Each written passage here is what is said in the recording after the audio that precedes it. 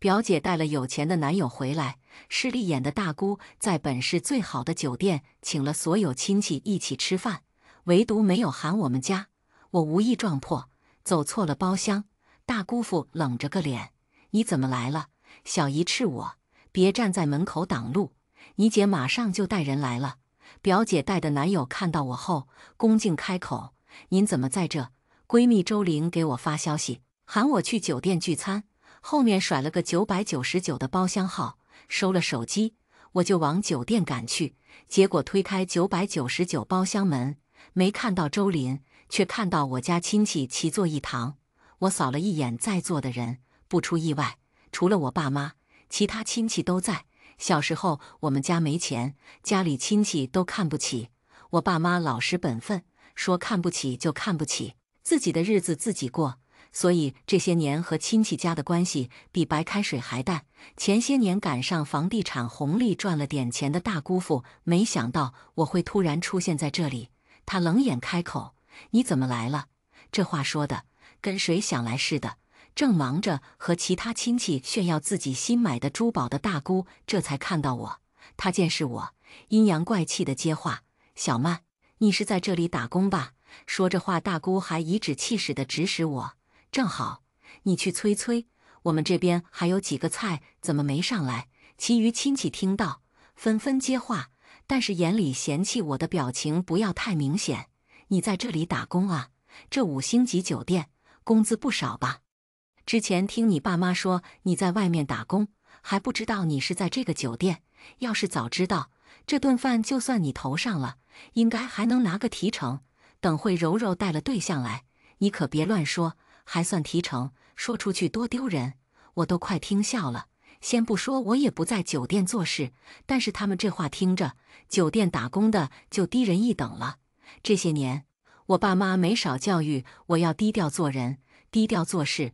偶尔大家聚在一起时，亲戚们问起我在外面干什么，我爸妈都统一口径说打工，再问工资，那就是刚好够温饱。就怕家里那些势利眼的亲戚嫉妒，我一点也不想多待，随口敷衍，正准备离开，但是坐在门口边的小姨突然开口喊住了我：“姐，姐夫，既然来了，那就让小曼一起坐吧。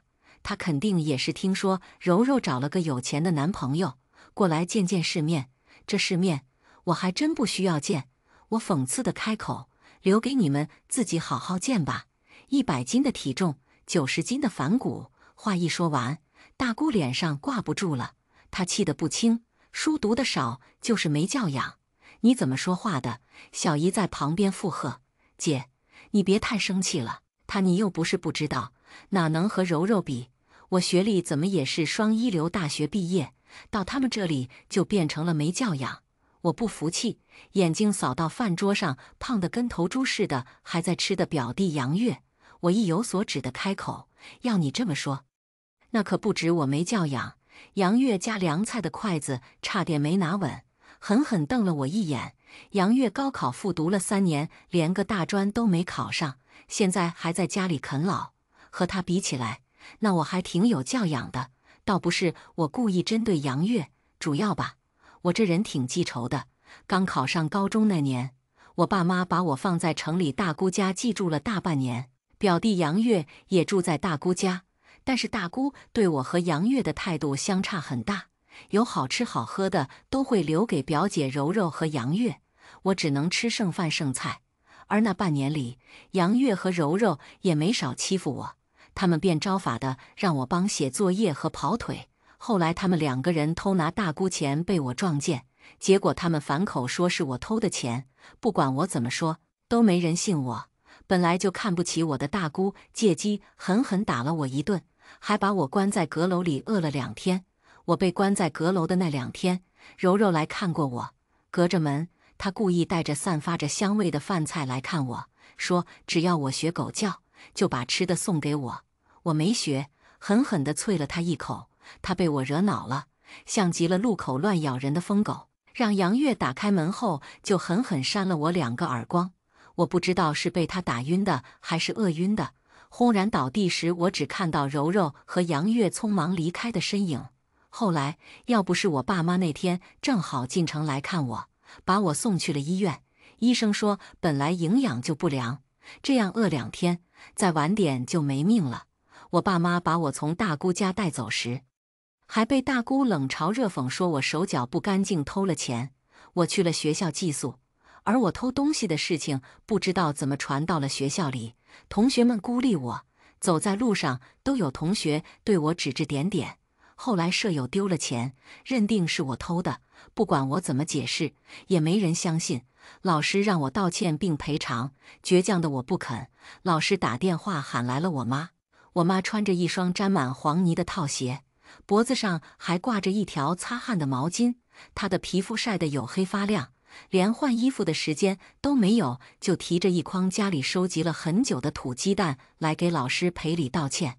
我妈没什么文化，只会搓着粗糙的手一个劲地和老师道歉，真不好意思，老师，给你添麻烦了，对不起。不过我家小曼肯定不会做出这种事情的。我妈仍极力替我解释，希望老师可以相信我。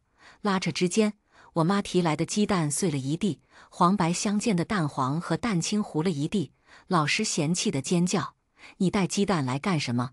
真是有什么样的妈就教出什么样的孩子！”我红着眼，恨恨的就要冲上去，但是我妈把我拉住了。她拉着我一起清理地上的鸡蛋，红了的眼角悄无声息地滑下一滴泪。她拘谨地开口：“对不起，对不起，我真不是故意的。我现在就收拾，直到天色渐晚。”我和我妈才把鸡蛋清理干净。夕阳余晖映在我妈脸庞的沟壑处，我第一次意识到我妈老了。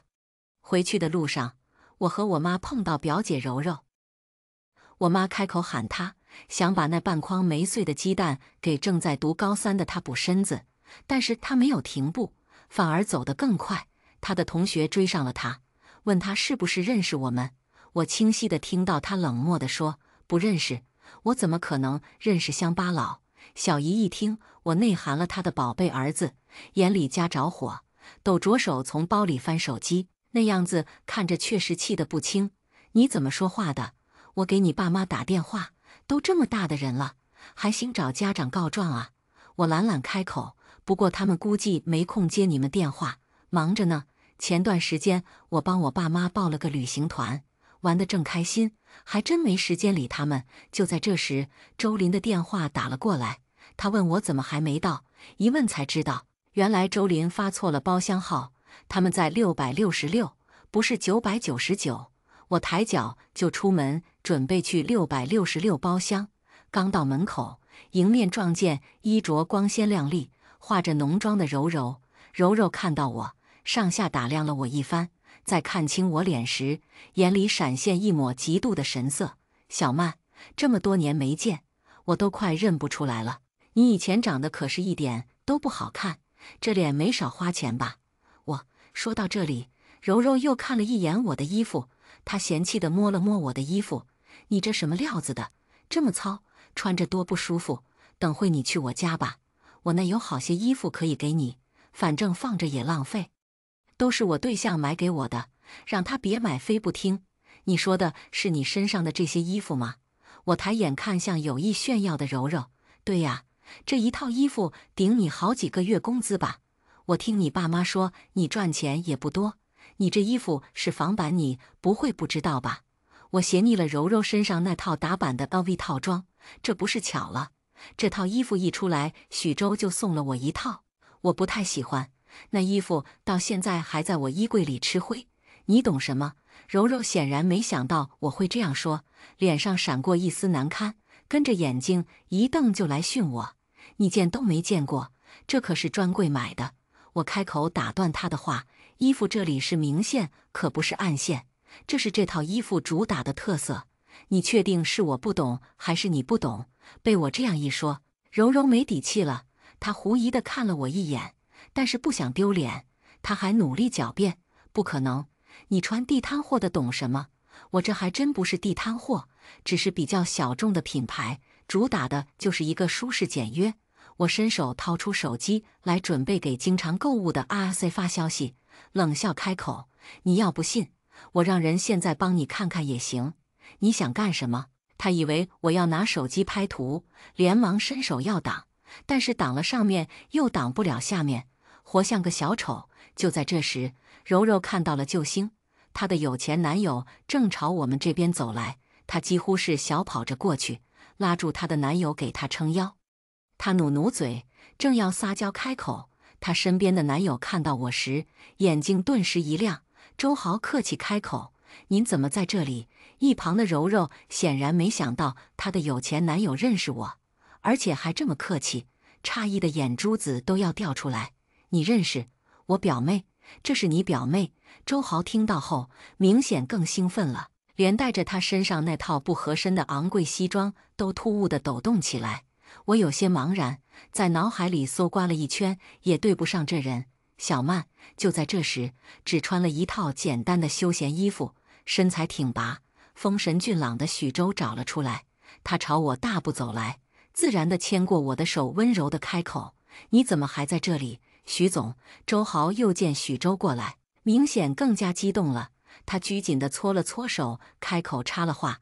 他朝许周伸出手来：“许总，您好。”许周蹙着眉看向周豪，并没有伸手。显然许周也不认识周豪。见许周没伸手，周豪又主动开口提醒：“许总，我们去年年会上见过一次，当时您带着您女友，我是您女友表姐的男朋友，这样算下来，许总，我们也算是亲戚了。”周豪眼里期盼地看着许周，手还拘谨地悬在半空中。听了周豪的话，许周看了我一眼，这才伸手和周豪淡淡交握：“你好。”松开手后，刚刚还傲娇的不行的柔柔一脸吃了翔的样子，气得面红耳赤。她挽着周豪的手，也不知道什么时候松了开来，眼珠子更是死死地粘在许周身上。她笑脸盈盈地凑到许周面前：“你好，我是小曼的表姐。”“你好，许周。”许周淡淡开口，眼神淡漠，忽略了柔柔伸出想要交握的手。柔柔见许周这样，讪讪地收回手去，我差点没忍住，笑出了声。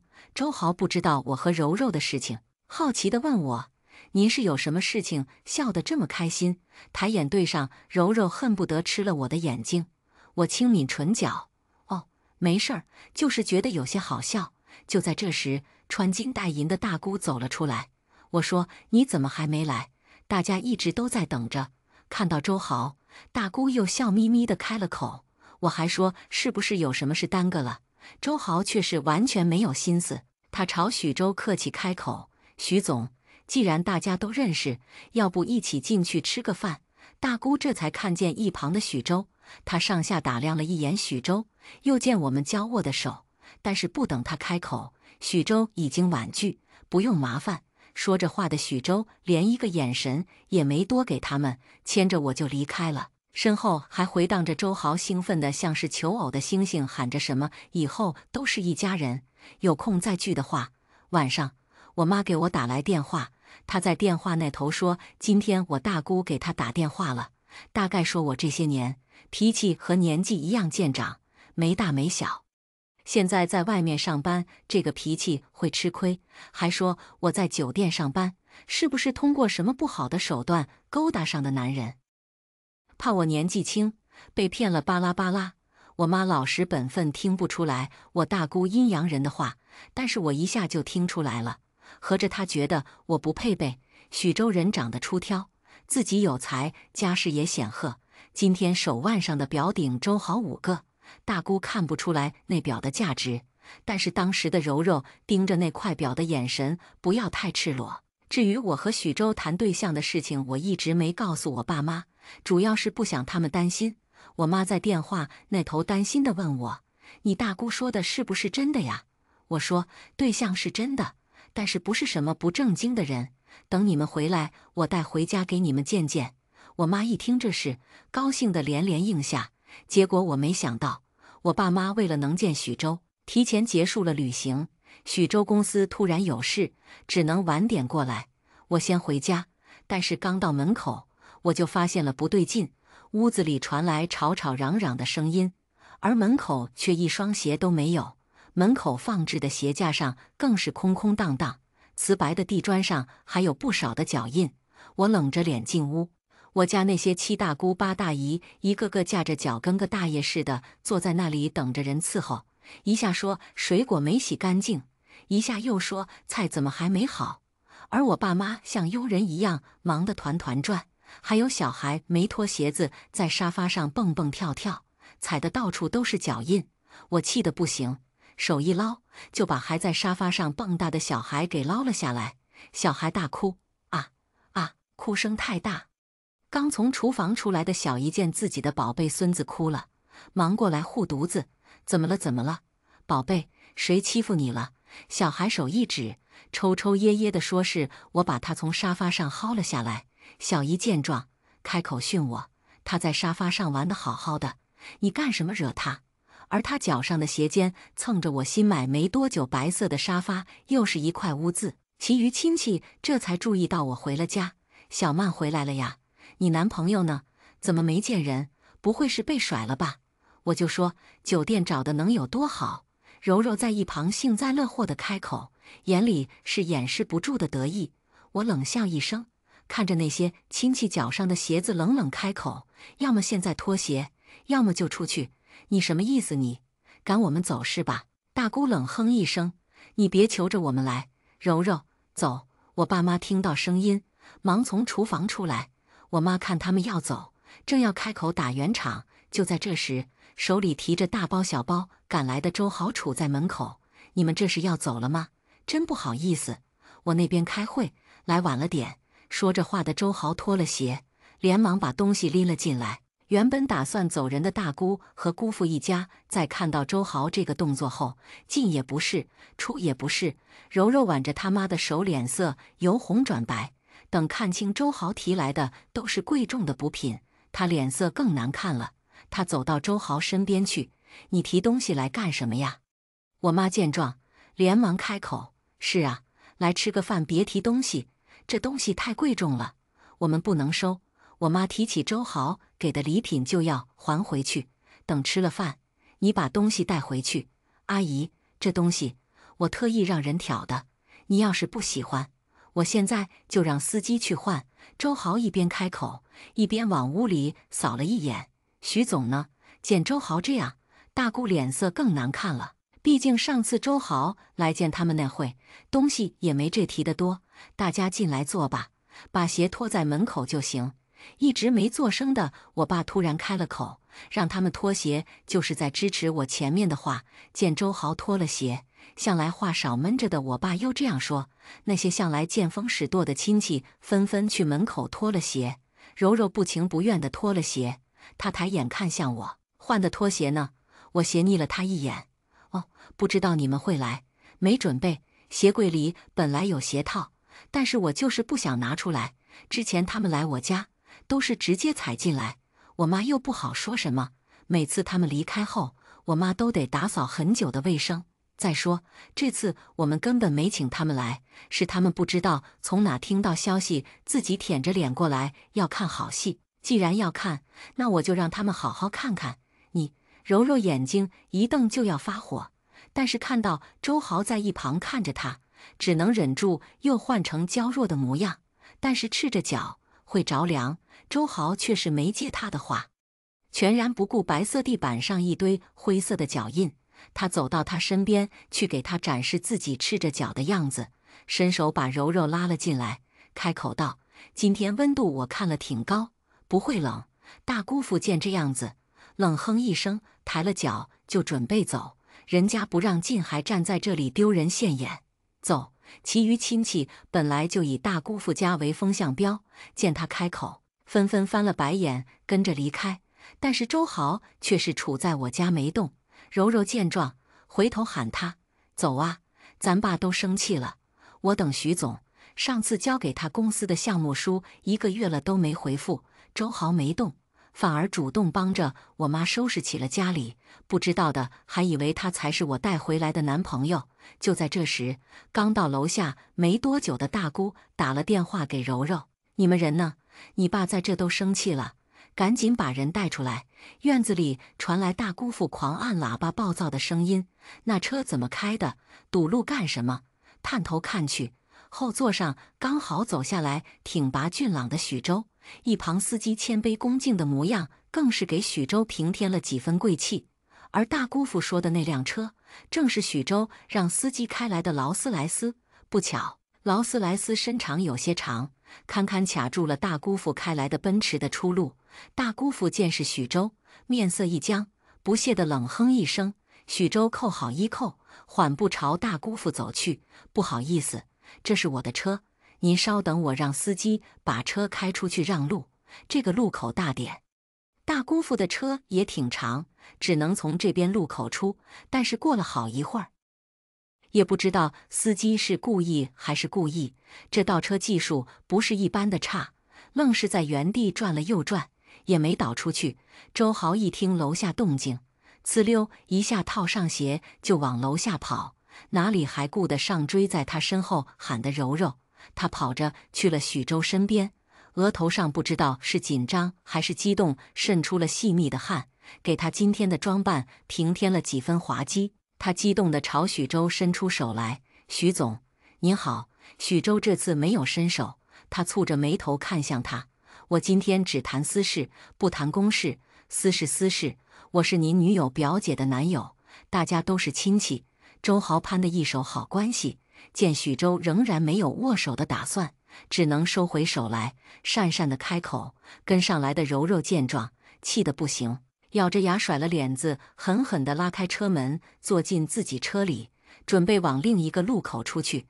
大概是气昏了头，哐的一声巨响，他的那辆白色的小奔驰往后退的时候，错把刹车当了油门踩，撞上了旁边还在努力往外倒的劳斯莱斯。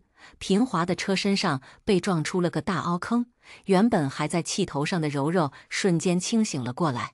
大姑父的脸黑了，他拉开车门下了车，一看那大凹坑，脸更黑了。柔柔踉跄地下了车，咬着唇看向闲闲立在一旁的许州，憋了半天也没憋出完整的一句话来。那个，我。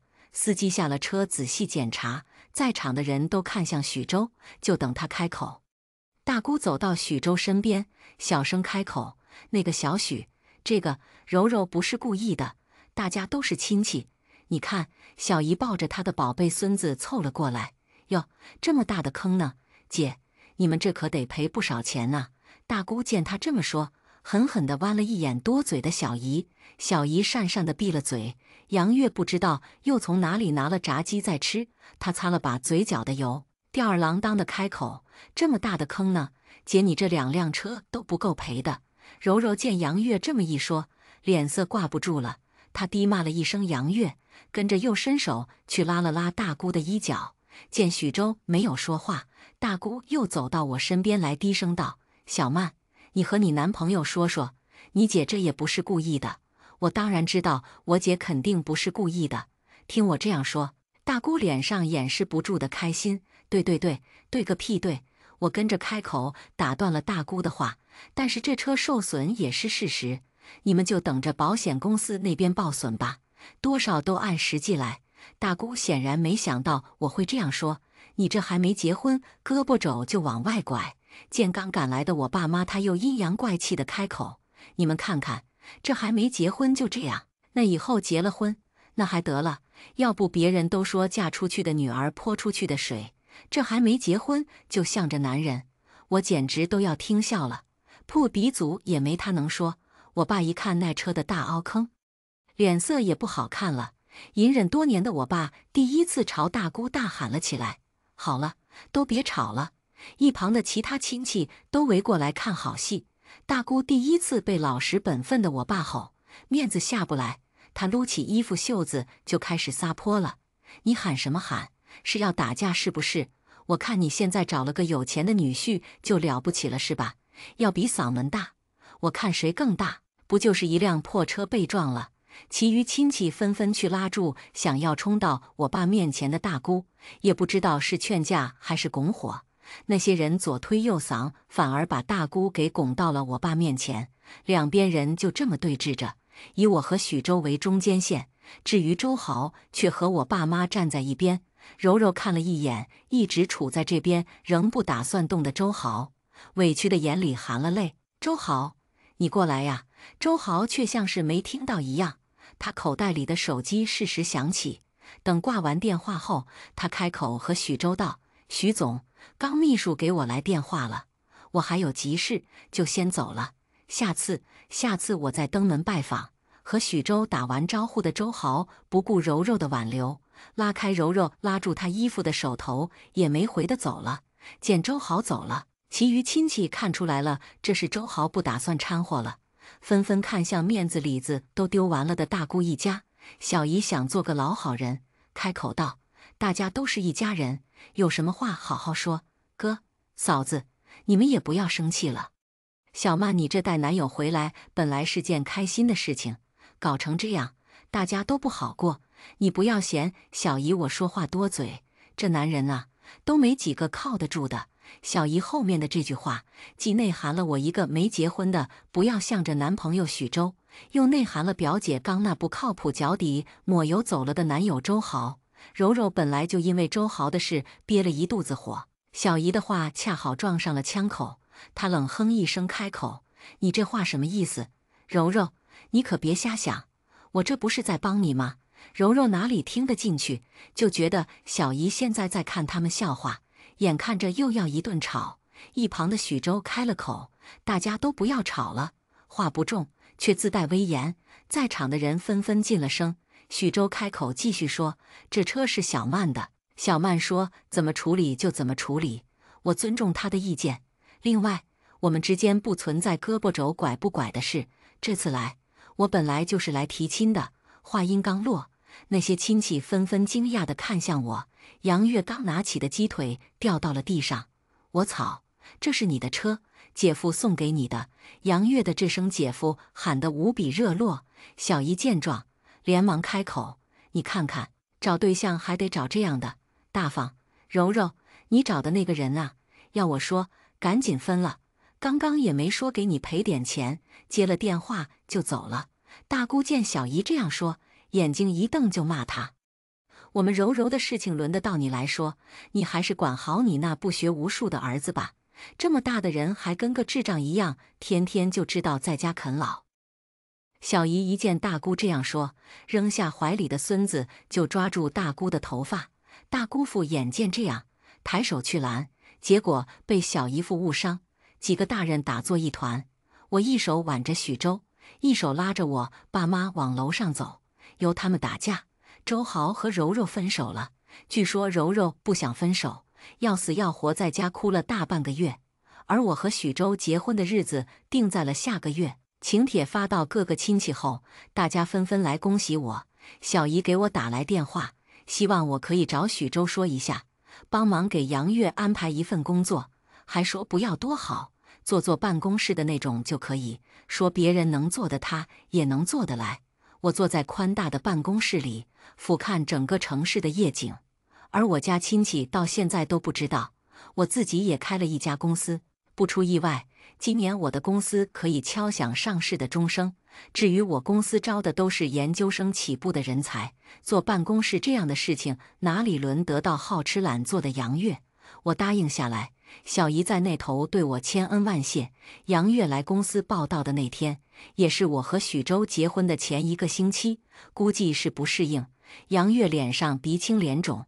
她说有人打她，找到我时，她胳膊上到处都是伤疤。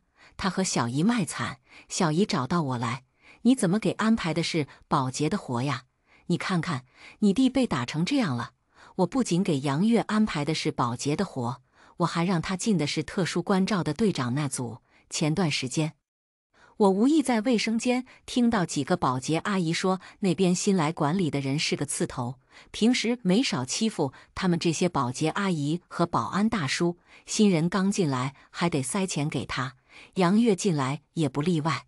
但是杨月本来脾气就差，再加上顶着我的名头，直接就和那人动起了手。偏偏那人也是另外一个股东安插进来的亲戚。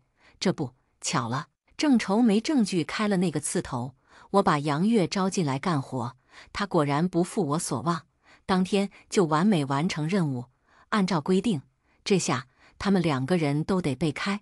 小姨在找到我时，我只说杨月违反了公司规定，我也没有办法。小姨带着杨月讪讪地离去，只恳求地和我说，希望下次再帮安排一份好点的事。我口头上答应下来，婚礼办在市里最好的酒店。早上5点我就被捞起来化妆，爸妈忙得脚不沾地，家里亲戚一进屋就往我房间里钻。这次他们都自觉脱了鞋子，大姑和大姑父带着柔柔姗姗来迟。柔柔看着还没完全从失恋中走出来，恨恨地看着我身上高定款婚纱。我和许周站在门口迎宾时，周豪又窜了出来。按理我们并没有请他，但是既然来了，那都算是客人，我们也不好赶人走。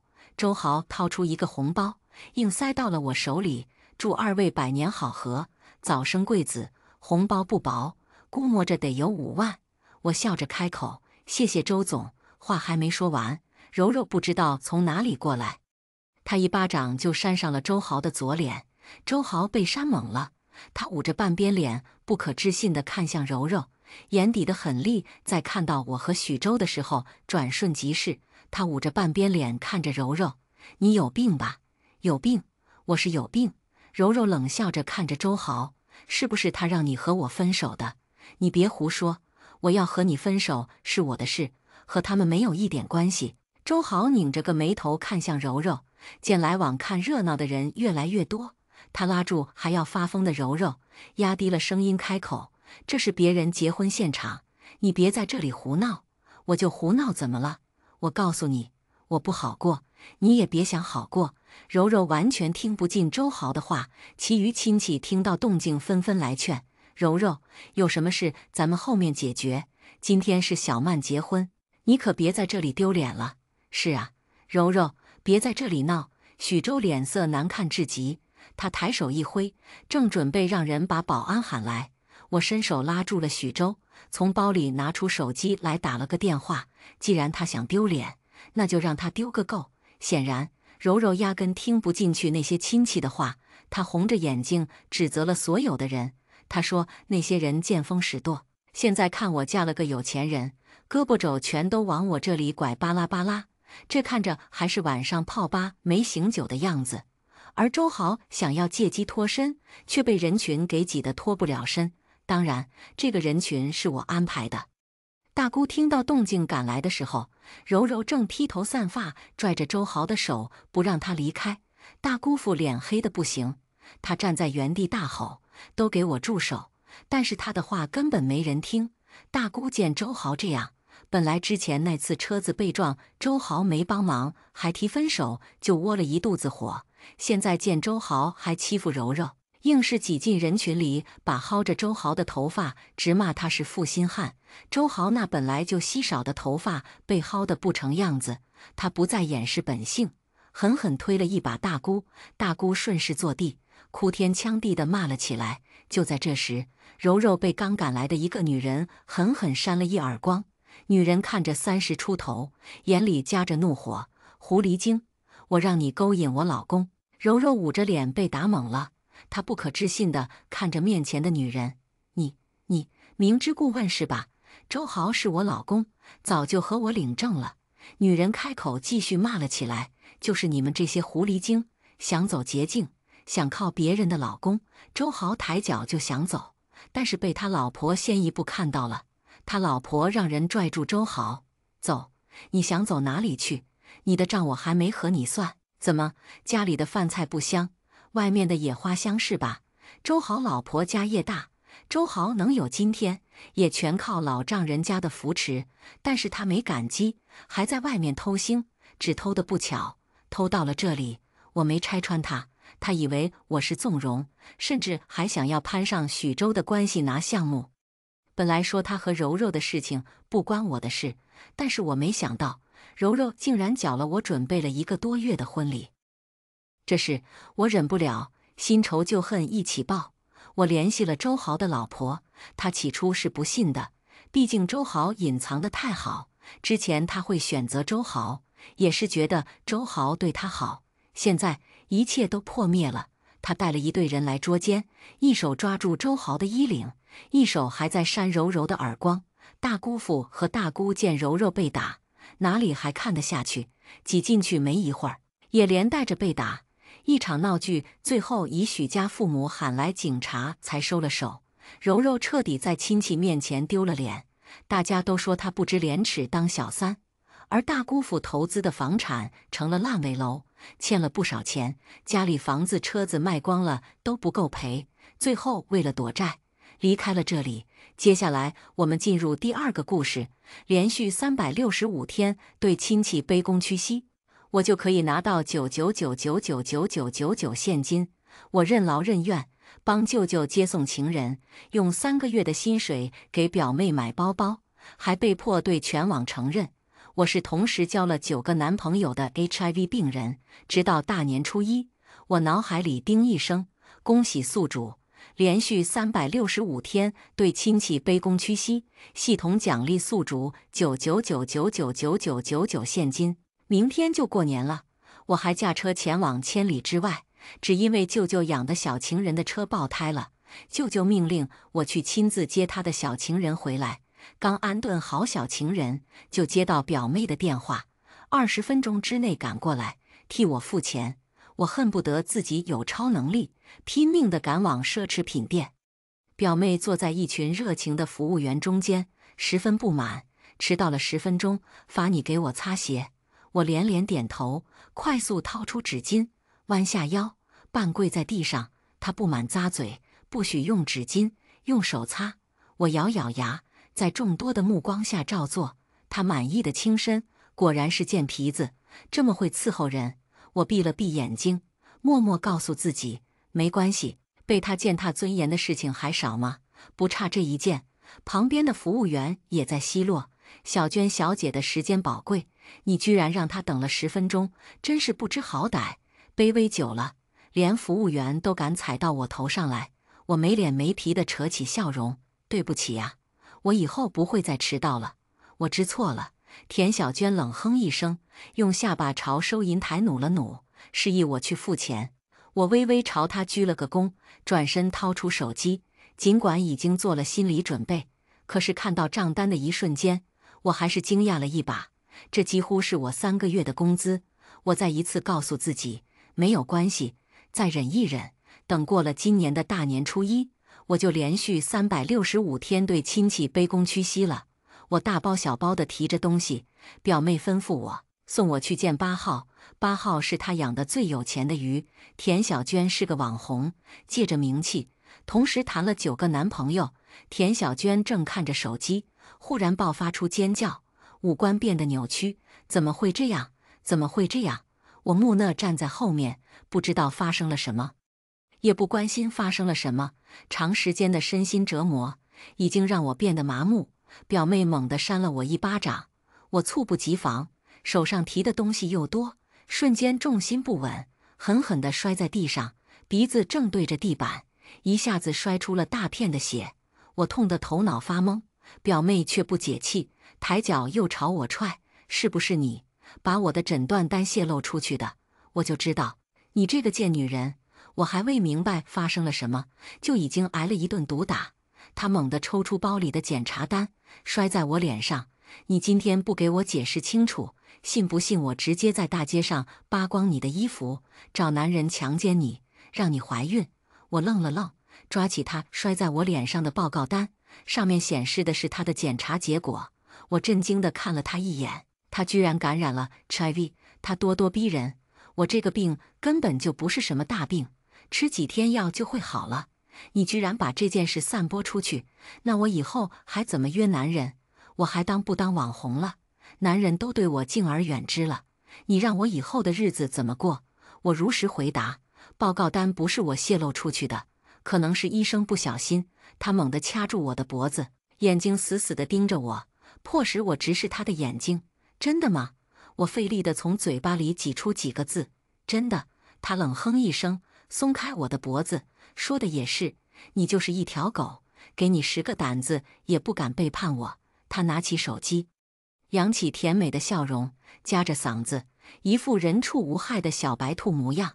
大家好，网上关于我的流言四起，这件事已经严重影响到了我家人的生活。我辟谣一下，我并没有感染 HIV， 我连恋爱都没谈过。我趴在地上大口喘气，忽然听到我的名字，他对着镜头说：“实际上 ，HIV 感染者是我的表姐田曦薇，她跟我长得像，所以大家才会误以为是我。我也从未料到她的私生活会如此混乱。最近我才知道，她同时交往了9个男友。我对表姐的状况感到非常痛心。”镜头转向了我，我狼狈地坐在地上，鼻血还未擦净。他问我：“表姐，我说的对吗？”我呆滞地摇了摇头，本能地想要澄清我没有病，也没有9个男友。表妹在镜头外狠狠地掐了我一下，疼痛让我倒抽一口冷气。田小娟凶狠的眼神盯着我，我深吸一口气，面对镜头：“抱歉，让大家误会了，生病的人是我，不是田小娟，请不要再责怪她了。是我私生活混乱，是我罪有应得染上脏病，是我同时交了9个男朋友。”说到最后一句时，我已经带上哭腔。这种亲口一字一句将自己的名声和尊严推向深渊的感觉，实在是太痛苦了。当我快要控制不住泪水时，田小娟迅速将镜头转向自己，一脸无奈地说：“请大家放心，我会为表姐支付医疗费用，请大家不要歧视她。虽然她确实私生活不检点，同时交往多个男友，还经常饮酒，还试图勾引我的追求者，但毕竟我们是亲戚，我不会放弃她。”评论区立刻充满了赞扬声。田小娟真是太善良了，小娟，你怎么能这么美好？和你相比，你表姐简直就是垃圾。田曦薇真恶心，一身脏病，离我姐姐远点。视频在网上迅速传播，我的名声一夜间毁于一旦。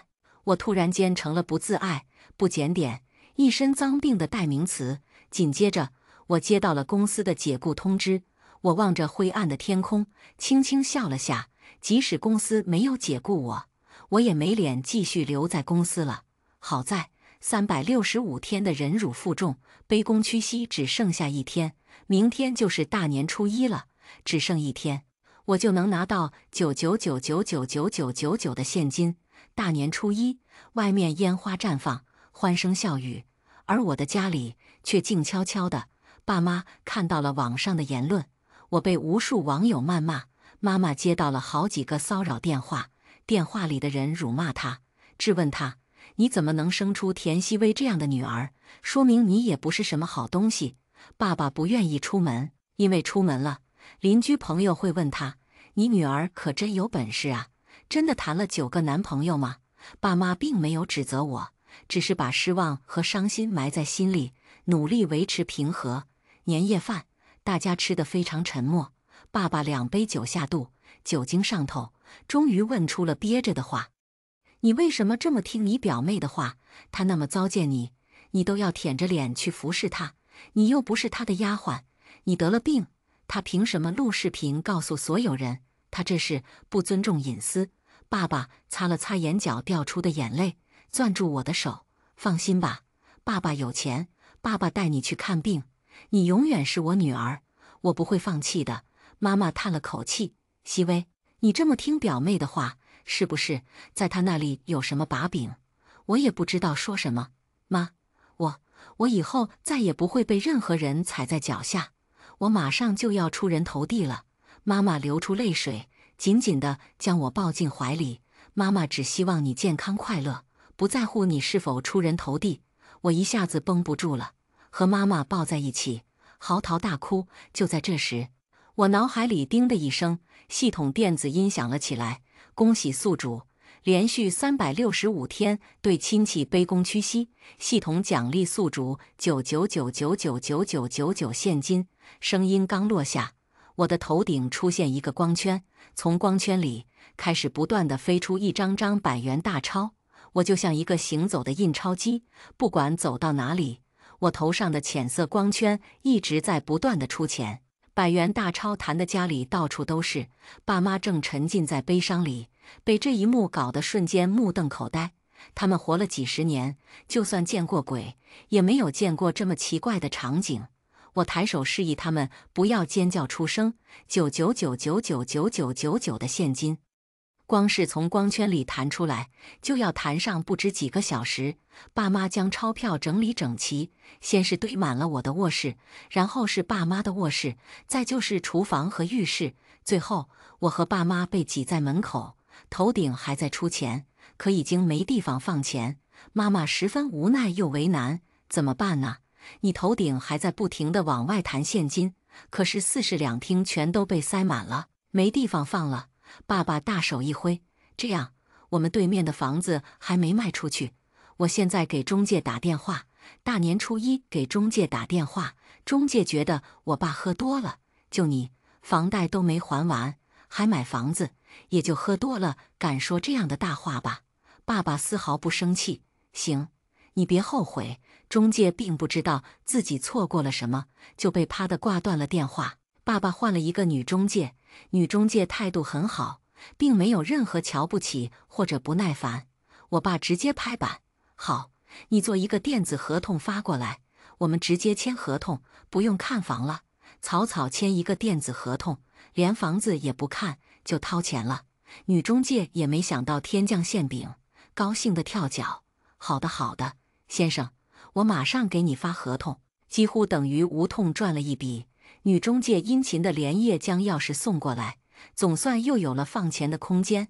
一直到天亮，我头顶的光圈才停止往外冒钱，整整2套房子都被现金塞满了。我和爸妈忙活了一夜，累得趴在地上喘气。就在这时，我接到了舅舅的电话，待会儿你舅妈查我去了呢，你记得给我打掩护，就说我跟你爸爸喝酒呢，给你打个屁的掩护，臭不要脸的软饭男。舅舅震惊不已，你是疯了吗？敢这么跟我说话？我冷哼一声，直接挂断电话，把通话记录发给舅妈。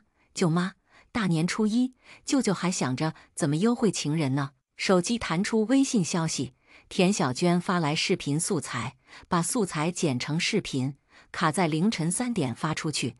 我已读不回，过了10分钟，田小娟看到我没有秒回，行，罚你下次用嘴巴给我擦鞋。我依然没有理会，她直接忍不了，胆子变肥了，回消息这么慢，你现在在哪？我要亲自过去扇你几巴掌，让你尝尝记性。我依然没有回应，我根本没有空理他，而是忙着给银行行长打电话。行长，你好，别着急挂断，虽然你不认识我，但是你很快就会很想认识我。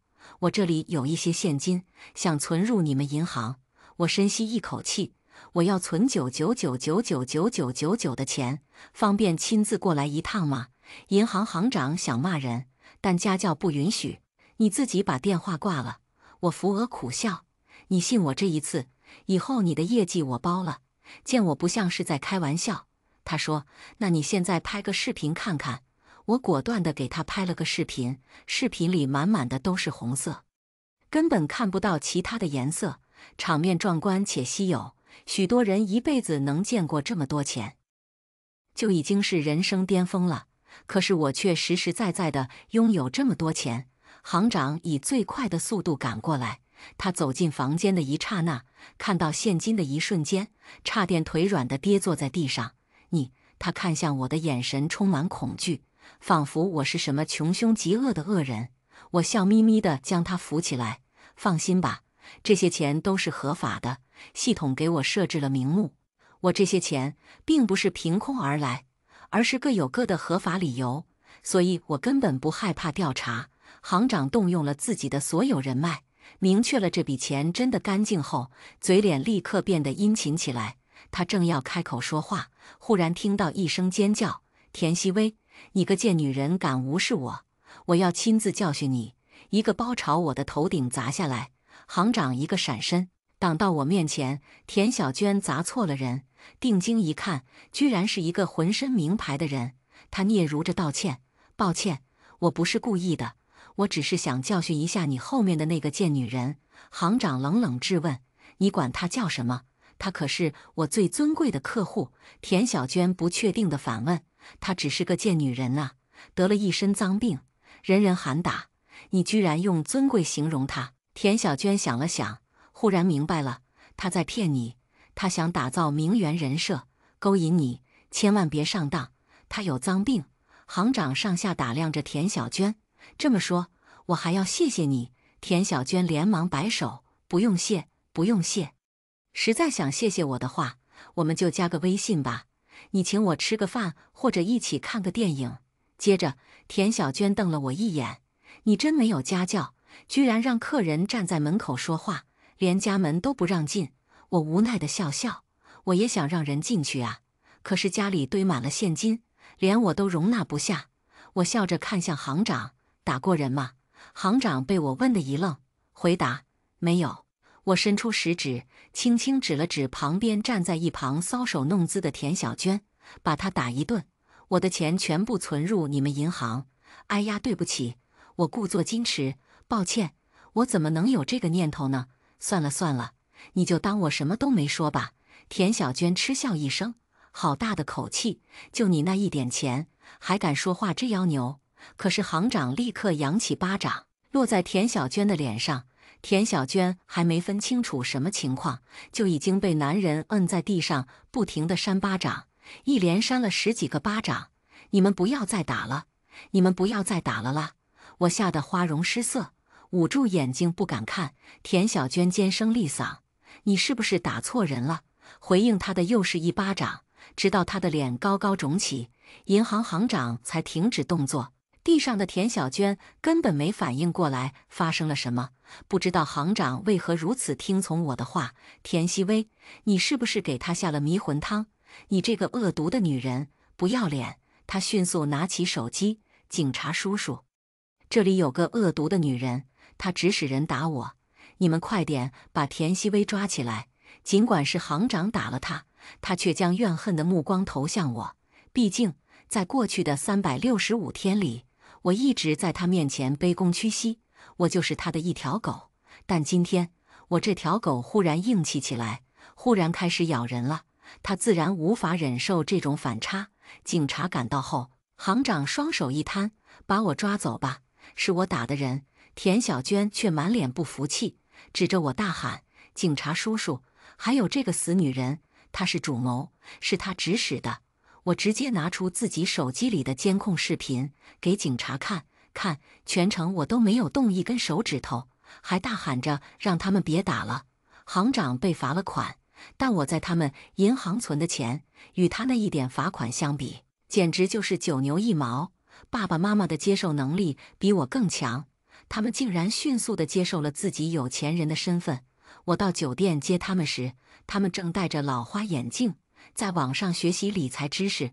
老了又爱上学习了。舅妈给我打电话：“曦薇，谢谢你告诉我你舅舅偷吃的事儿啊，我已经教训他了。待会儿我去你家走亲戚，你做好饭等着吧。”我回复：“舅妈，我搬家了，给你个定位。”谁知道舅妈一看定位，不乐意了：“平时你耍我们也就算了，你怎么过年还在这里玩这种把戏？你发的定位可是富人小区，把你卖了也买不起啊，蠢货！骗人都不会骗。”舅妈，我没有骗你，我拍了一张照片，证明自己正躺在沙发里，边吃葡萄边看电视。舅妈还是不相信，为了骗我，把照片 P 得天衣无缝。可是有些人呢，打眼一看就是一辈子的穷光蛋，这辈子都没有踏进高档小区的资格。一旁的妈妈听到舅妈发这样的语音，顿时气不打一处来，真够尖酸刻薄的。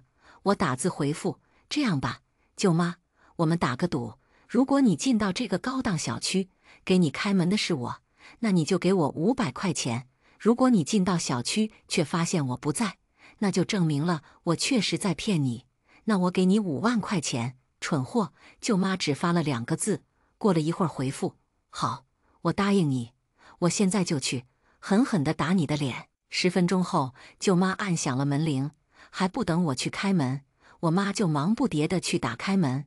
我妈故意提高嗓音，十分热情：“欢迎欢迎！”舅妈嘴角原本还挂着淡淡的微笑。开门的一瞬间，看到的是熟悉的妈妈，还有坐在沙发上的我，以及在厨房忙活的爸爸。他瞬间整个人呆愣在原地。你们真的住在这里？那还能有假？这房子可真不错，人家都给你装修好了，直接拎包入住，快进来，快进来！”舅妈和舅舅以及表哥全都愣在原地，他们扬起脖子，打量富丽堂皇的装修，嘴巴全都抿成一条线，压抑着内心的惊叹。半天后，舅舅才咳嗽2声，恢复理智：“熹微，你是不是在外面做什么不干净的买卖？”表哥一听，连忙附和：“确实，确实，女人来钱就是快呀。这才多久的功夫？”舅妈扯了扯舅舅的衣服：“哎呀，别瞎说，熹微工作不体面，但是她让爸爸妈妈过上了体面的生活，这是人家有孝心。”我不接话，反而问舅舅：“舅舅，你在外面养情人的事情，舅妈已经知道了。那她知不知道你上个月酒驾出了车祸，赔了20多万，还是我去警察局接的你？这件事情，舅妈应该也知道吧？”舅妈脸色瞬间大变，瞪起眼睛：“多少钱？20万！胡英俊，你是疯了吗？我累死累活干了1年，你居然全给我赔进去了！”舅妈无法接受，气得直接动手打人。舅舅抱着头四处逃窜，表哥冷眼看着我：“大过年的，你故意说这种话，就是为了挑起家庭矛盾是吗？居心不良！你在网上已经被骂成筛子了，我们还愿意跟你走亲戚，是给你脸了。你别不要脸！”我斜睨了他一眼：“网上的人也就算了，作为我的亲戚，你不了解我吗？究竟是谁一下子谈了9个男朋友？究竟是谁得了脏病？你应该比我更清楚吧？”表哥脖子瑟缩了缩，气势减弱几分。作为田小娟的亲哥哥，他自己也知道田小娟不是什么好货。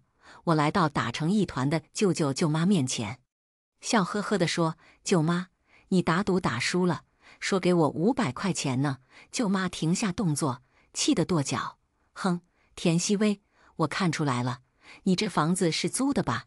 你故意在这里充大款，故意搞得我家鸡飞狗跳。”舅妈拉长音调：“有些人啊，他越是爱装，就说明他底子越虚。”就在这时，带着一脸伤痕的田小娟姗姗来迟。田小娟估计刚从警察局出来：“妈，你说田熹微买了高档小区的房子，我必须亲自过来看看，是真的假的？”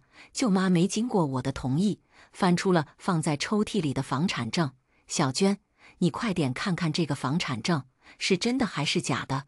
田小娟接过房产证，左看右看，没看出一点掺假的成分。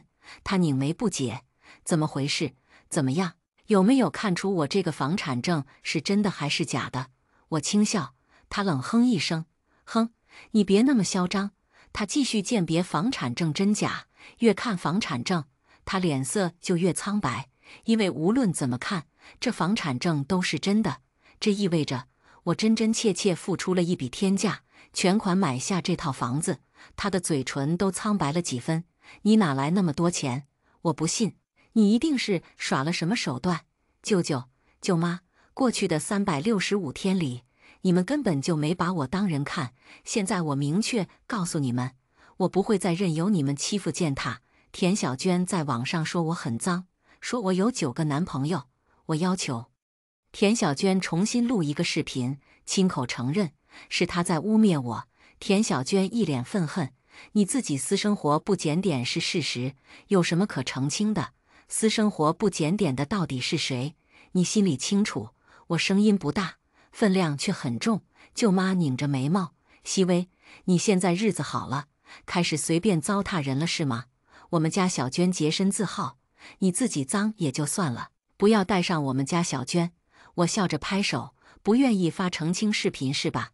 那你们今天谁都别想走出这道门。”我的话音刚落，几个穿着西装、打着黑领带、戴着墨镜的彪形大汉一下子从门口闪了进来，通通身高1.9米，需要仰着脖子才能看对方。舅妈一家瞬间被这气势吓到了。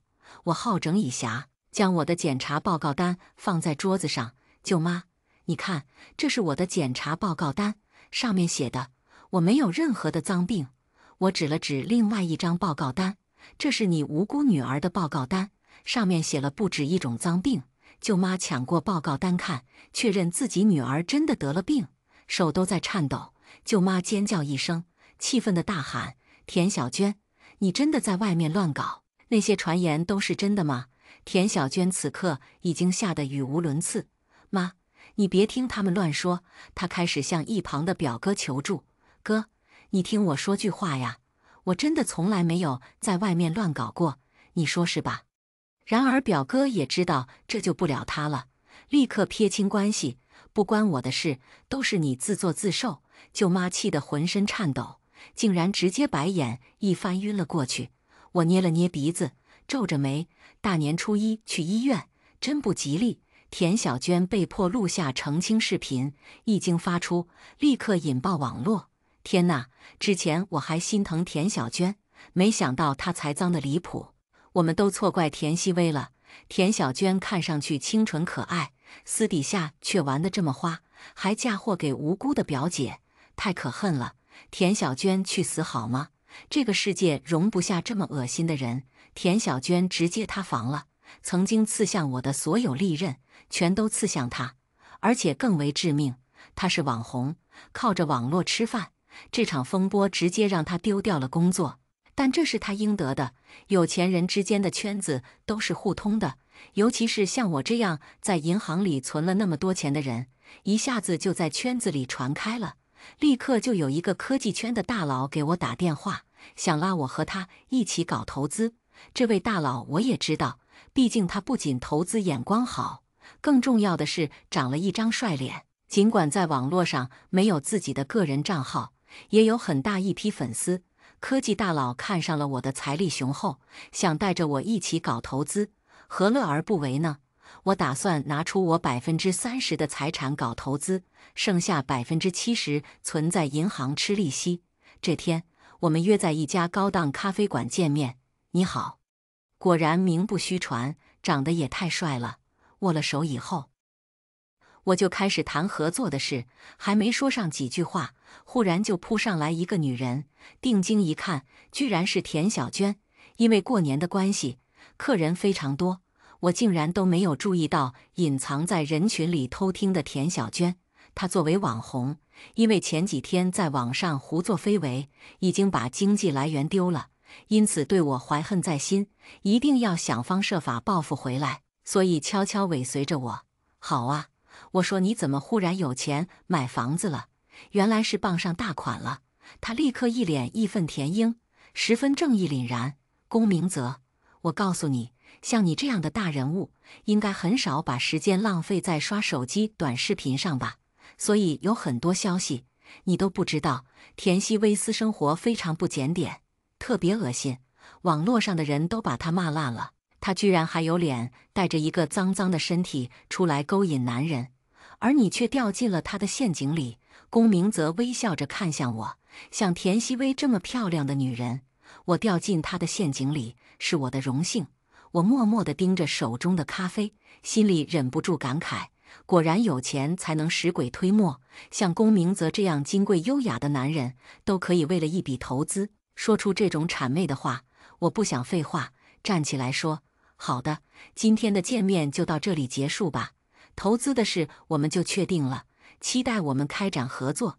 田小娟捕捉到投资2个字，立刻明白，高高在上的龚明泽肯对我这样一个普通的女孩另眼相看，是因为在跟我谈投资。他嗤笑一声，立刻抓住了我的把柄，跳出来，龚明泽，你是说田曦薇在跟你谈投资吗？对呀，有什么问题吗？龚明泽优雅地抿了口咖啡，但我能看出他压抑的不耐烦。他根本没有跟你谈投资的实力，别说动辄几十万的项目了，就连几万块他都拿不出来。龚明泽像是看白痴一样看着田小娟，又看看我，我报以一个微笑的表情。龚明泽像是哄小孩一样说，原来他这么穷啊，那我不跟他投资了。田小娟完全没注意到龚明泽语气里的戏谑，她点点头，十分认真。幸亏我及时告诉你真相，替你力挽狂澜，否则你就要被田曦薇骗去一笔巨款。接着他满脸失望，一脸悲痛，田曦薇，你平时对我的欺骗也就算了，我们是亲人，我不会跟你计较那么多，可是你怎么可以出来骗别人，还骗到了龚明泽的头上？不等我说话，一杯热咖啡从头顶浇下来，龚明泽在公共场所将咖啡浇在田小娟脸上。田小娟万万没想到，自己明明帮了龚明泽，却被这么对待。可龚明泽是谁呀？她不敢发怒，只是扯起狼狈的笑容。龚先生，是不小心吗？没关系的，不，我是故意的。龚明泽眼睛里没有一丝波动，紧紧盯着田小娟，不放过她的每一寸尴尬、愤怒、不知所措。田小娟只觉得好丢人，好委屈，可她向来欺软怕硬，不敢反击，哭着跑开了。望着田小娟的背影，我十分心疼，并决定以后她所经历的风雨都由我来产生。我打了个电话：“你好，我想收购你们公司。”田小娟虽然名声尽毁，但她签约的公司却能给她兜底。尽管她疯狂掉粉，每个月也能拿到1万，这可不利于磨练她的意志，增进她的阅历。田小娟所在的公司，网红都不争气，唯一有点粉丝的田小娟还塌房了。此刻一听我要投资，天降金主，顿时异常兴奋。第2天，他们就找了过来，约定跟我签合同。餐厅，一帮男男女女走进来，男人西装革履，女人妆容精致，十分郑重。一进来就东张西望，似乎在找什么人，其中也有田小娟。田小娟盛装打扮，显然要见很重要的人。没想到东张西望，没看到什么金主，却看到了我。他走过来，拧紧眉毛，警告我：“你赶紧出去，去隔壁吃饭。看到你就影响心情，别影响我见金主爸爸，耽误了我们公司签合同，你承担得起责任吗？”他十分不耐烦。我倒茶的手一顿，轻笑：“你真的要我去隔壁吗？”他啧一声，耐心已经消耗殆尽，拔高音量警告我：“你赶紧走！”我十分听话，站起来就走。这可是你说的。见我恢复了对他的言听计从，他对着我的背影轻嗤：“你想尽办法让我名声尽毁，结果老天帮我，立刻送来一个财大气粗的金主。等今天我们公司签了合同，公司又可以花一大笔钱给我洗白，给我涨粉丝。”我默默在隔壁餐厅点餐、上菜，细嚼慢咽。换一家餐厅是对的，味道真的不错。一顿饭快要吃完，田小娟的老板等急了，打电话给我。虽然不是视频电话，但是从我这里可以透过玻璃看到田小娟的老板弯着腰，一脸殷勤：“是不是路上堵车了？要不要我派人去接你呀？”周围还围着3个男网红，4个女网红，其中包括田小娟。他们都弯着腰，俯首贴耳，对着电话，仿佛电话对面是他们的再生父母，场面十分滑稽。田小娟急于表现，热情插话：“是啊是啊，我可以去接您，我给您当司机。”我手指轻轻敲击桌面，不紧不慢地说：“我准备投资3000万，可是听说你们公司旗下有一个叫田小娟的网红，有这种劣迹网红的公司，没人愿意投钱吧？”电话啪的挂断，到嘴的鸭子飞了。田小娟脸上笑容逐渐消失，胆怯望向周围，一群围着电话的网红以及老板都眼神不善地看向田小娟。3000万的投资，公司差点迎来新生，却因为田小娟一个人全都毁了。老板抬脚就踹了上去：“臭女人，你断老子财路！”被这么多人一起记恨上，以后田小娟在公司的日子不会好过。合同里规定每个月稳定给的1万块薪水，她一定拿不到了。不仅如此，她和公司签了死合同，不能解约。未来的30年里，她只能被迫在这家公司苟延残喘，受尽白眼，却无力挣扎。没想到会在3个月后在街上偶遇田小娟。短短3个月，她憔悴了10岁，再也看不到任何光彩。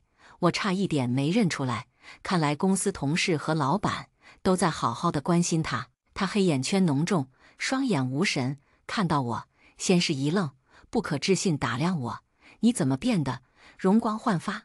我摸了摸自己的脸，钱财养人，我现在的状态好得不得了，更加衬得他活人微死。他眼睛粘在我身上，像牛皮糖一样甩不开，跟着我进了古董店。他评价我拿起来打量的古董花瓶，要是你能买得起，说明这些都是假货。我无奈苦笑，你怎么就不信呢？不信我真的变有钱了呢？你想让我相信你从一条狗都不如的人，过上人上人的生活，甩我18条街，做你的春秋大梦？你这辈子都不如我。他义愤填膺地说着，企图自欺欺人。他说得很用力，就像是在给自己洗脑一样。然而，因为太过用力，他的手甩了一下，一下子碰到了桌上的花瓶，一个有着复杂纹路的瓷器砰然坠地，发出了清脆的声响。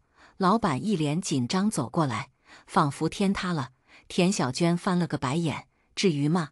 他掏出手机，打碎了一个花瓶而已，多少钱？我赔给你。老板见他如此轻描淡写，以为是个有钱人，尽管心里有点不爽，但也尽量压下火气。89万。田小娟点点头，又迅速瞪大眼睛：“你是不是多说了一个字？这个花瓶应该是89块钱吧？”这下轮到店长瞪大眼睛了，他甚至觉得眼前的田小娟是来找茬的。我们这里都是古董，哪有89块钱的古董？田小娟挠了挠头发，半天反应不过来，没办法消化这句话。这里是古董店，没有便宜货，是这个意思吗？店主彻底没耐心了，他拿起手机想要报警。田小娟转向我：“你来这里买东西，你到底哪来的那么多钱？”他终于在一次又一次的确认中发现，我似乎真的是很有钱，而且是超出他预料的那种有钱。而且是一夜之间超出他的预料。他现在的注意力不再放在花瓶上了，而是放在了我身上，因为我过得真的比他好。他根本无法忍受这一点。店长将他拉回了现实：“你别想跑，我们这门口都有人，你在这坐着，我们等警察来商量赔款的事情。”田小娟几乎要哭出来：“我没有89万，我真的没有89万。不管他有没有89万，反正他不拿出89万，他今天是走不了了。”我全程在旁边看着，田小娟气急败坏：“你该不会和这个店长串通好，故意在这一起耍我的吧？”店长被他的神经质搞得一脸懵逼。我懒得理他，随意指了指几个古董：“把这3个给我包起来，我要了。”还不等店长说话，田小娟就大喝一声：“你说什么？”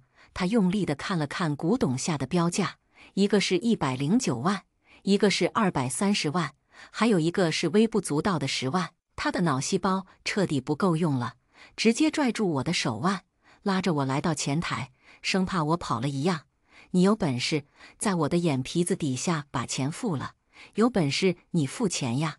他扬着下巴，满脸挑衅，简直跟街上的神经病没什么区别。然而我却十分淡定地拿出手机，把钱滴的一声转过去。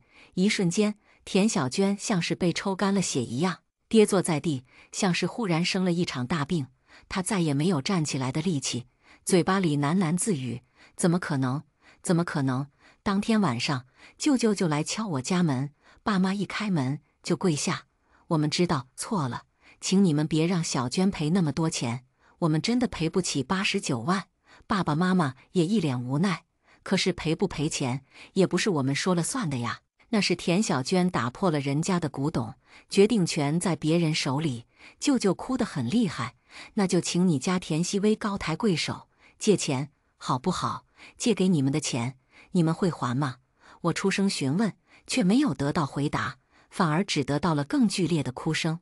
“曦薇，求求你行行好吧，现在你舅妈在医院里躺着，小娟背负了这么多的欠款，再加上你表哥马上就要娶媳妇，他女朋友要是听说家里成了这个样子，这个婚就吹了。”听他一直诉苦，却不接我的话，我就知道他不会还钱，那我也不会借钱。